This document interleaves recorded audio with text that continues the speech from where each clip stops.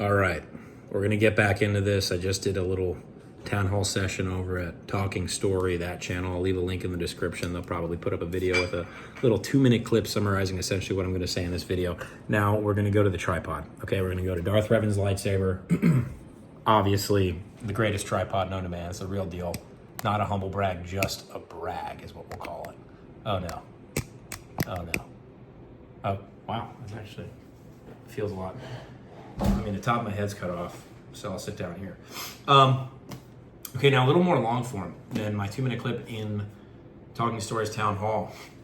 We're going to go into a little bit more why both of these series should be absolutely read and appreciated for what they are. Because first of all, we're talking story, right? You get first-person narrative. This one written from the framing perspective. This one present tense, right? Now I have here in front of me my favorite from each series. This is probably recency bias because I did love Demon in White. I read that last month, but I finished this month and it floored me. It was absolutely dark, and, as the name suggests, and absolutely fantastic. But I'm not going to get into the specific books. I don't want to spoil anything for anybody. What I do want to talk about is how both of these authors, you have Pierce Brown with the Red Rising series, you have Christopher Rocchio with the Suneater series, how they both nail what they're trying to do. At least you, from my perspective as a reader, from what I'm seeing both authors pace these books excellently. The stories are framed in such a way that you read them and they feel natural. It feels like you're in the shoes of each character. I'll say the side characters for Red Rising probably get just an ounce more love. Well, it's kind of like a spectrum of what you're looking for in a story. Both of these should absolutely be read. I'm listening to Morningstar right now. I'm like a little over halfway through, and I'm reading Ashes of Man a little over 3/4 of the way through.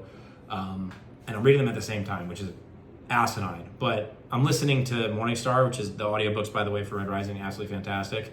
And my suggestion is you got to get both of these stories in. And depending on where you are as a reader, you might want to get one in earlier and then one in later.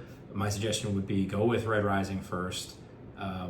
If in that instance, just give yourself kind of like, if you're just getting into it, you kind of want that burn. This is like through a fire hose, yes, but the story itself is kind of the way that you follow it as a reader.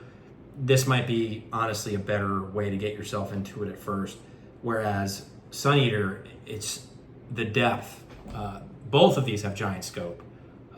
The inspirations I think that Rocchio had, he's pulling from a birth a tad wider.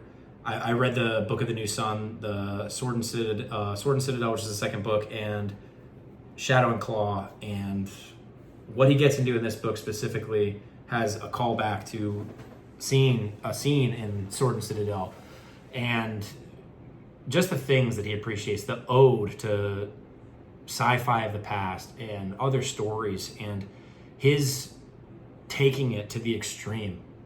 It's fantastic. And I mentioned this in my town hall clip.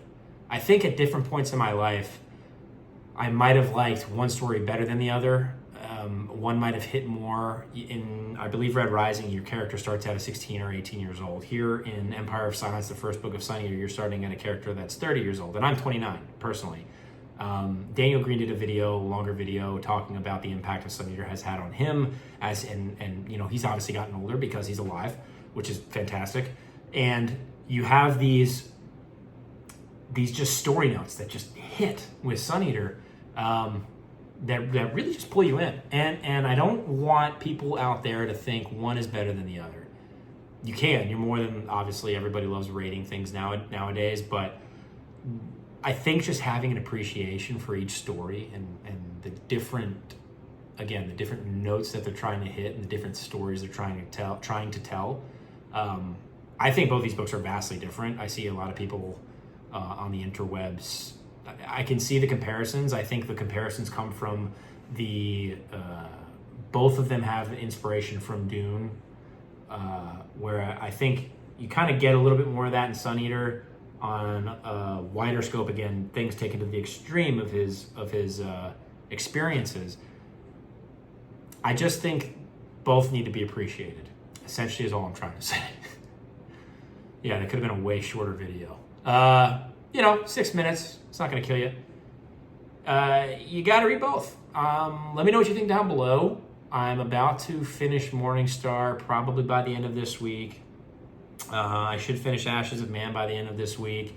I may take a break from the sci-fi epic and go over to my, I want to say preferred genre, but I fucking love sci-fi. Excuse my French.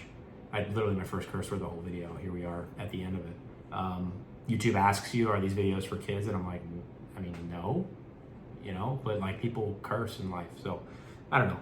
I'm also from New Jersey. So there's that part of my life that is over there that you just kind of have naturally more of a mouth of a sailor, So let me know what you guys think down below. I think there's a lot of hatred from people coming over from Red Rising saying Suneater's pulling things from it. Obviously, Christopher Rocchio has talked about it. Like, he hasn't read the series, and I think Pierce Brown would absolutely appreciate. I don't know either of these guys, but from what I've gathered, just watching interviews, watching talks, I think both, if they read each other's series, would enjoy them. I don't mean to speak for them.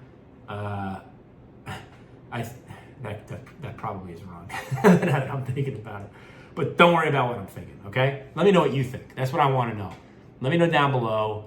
Should we appreciate more stories overall? Do they constantly need to be compared? This video isn't to compare these stories. It's to let you know that you should read both.